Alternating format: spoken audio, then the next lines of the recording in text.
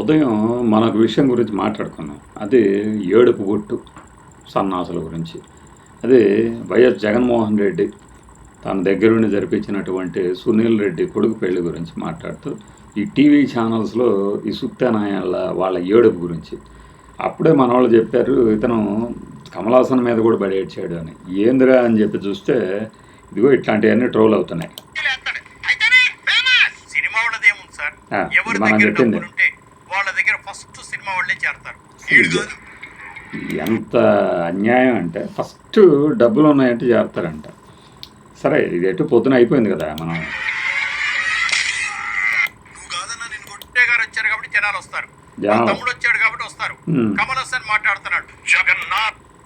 కమల్ హాసన్ మాట్లాడటం ఏందా అని చెప్పి చూస్తే నాకు మొన్న ఒకటి గుర్తొచ్చింది.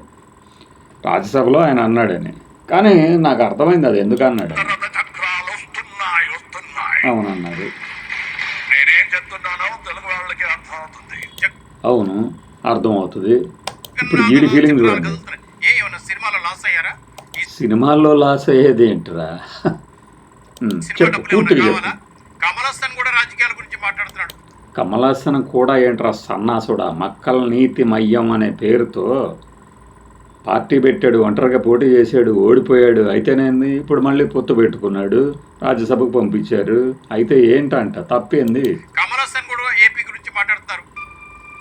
ఆయన ఏపీ గురించి మాట్లాడాడని ఎవడు చెప్పాడు?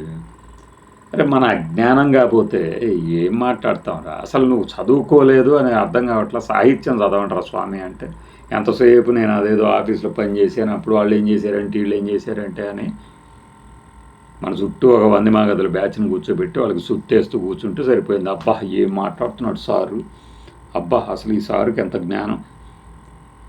కమల్ హాసన్ ఏపీ గురించి మాట్లాడా ఈ వీడియో చూడండి. మళ్ళీ జగన్నాథ రథ చక్రాలు వస్తున్నాయి, నేనేం చెప్తున్నానో తెలుగు వాళ్ళకి అర్థమవుతుంది.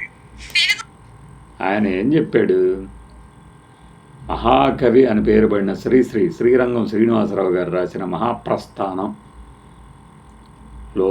పాపులర్ పంక్తులను ఉటంకించాడు.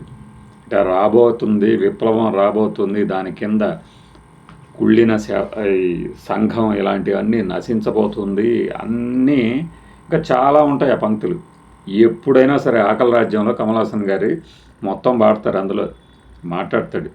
అదే మొన్న మధ్య వచ్చిన థగ్ లైఫ్ ఆడియో, అదే ప్రీ రిలీజ్ ఈవెంట్లో కూడా వైజాగ్లో మాట్లాడారు. సినిమా పోయిందనుకోండి, దాని గురించి చెప్తే నీకు జగన్ గురించి చెప్పినట్టుంది. అంటే జగన్ అనే పేరు వినపడితే చాలా మనవాడు కామెంట్ పెట్టినాడు, కరెక్ట్గా పెట్టాడు అన్నమాట.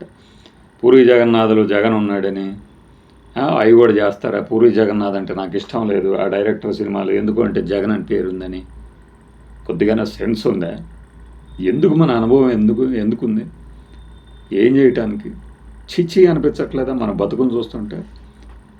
అందరూ పవిత్రంగా, నువ్వు చూస్తావో లేదో, ఆరోపించే వాళ్ళు చూస్తారో లేదో తెలియనటువంటి ప్రసాదంలో అది కలిసింది ఇది కలిసింది అని వాగటం.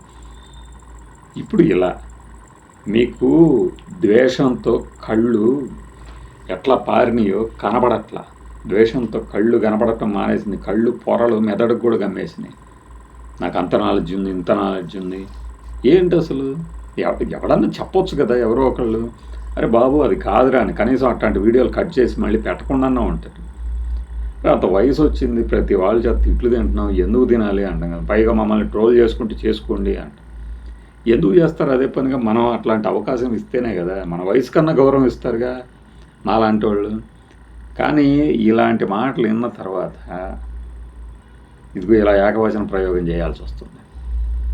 మరి ఇంత ఇదిగానా జగన్నాథ రథ చక్రాలు వస్తున్నాయి అని తెలుగు వాళ్ళకి తెలుసు అన్నాడు, ఏపీ వాళ్ళకి తెలుసు అన్నలా. తెలుగు వాళ్ళకి ఎందుకు తెలుసు? మహాప్రస్థానం తెలుసు కాబట్టి. నీకు అది తెలియదు. నువ్వు తెలుగోడివి కాదు, ఆంధ్ర కాదు, తెలంగాణ కాదు, నువ్వు వేరే. అర్థమైపోయింది మాకు.